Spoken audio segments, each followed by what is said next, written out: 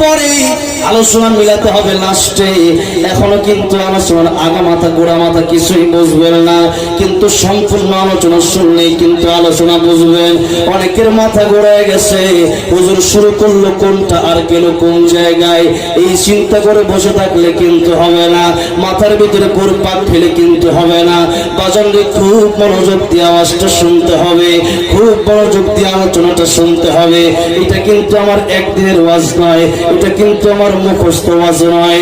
তাফসীরের কিতাব থেকে, হাদিসের কিতাব থেকে অনেক মুতালা করার পরে বছরকে বছর এরপরে কিন্তু একটা ভালো একটা ওয়াজ করা সম্ভব হয়। আর নয়তো অনেক জানা থাকলেও কিন্তু এই মঞ্চে কথা বলা যায় না।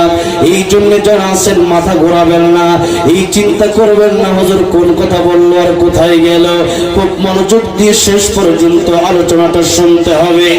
এবার শুনছি কথা বলতেছিলাম, কোরআন নাযিল করেছেন আমার আল্লাহ, কোরআন হেফাজত করবেন আমার আল্লাহ।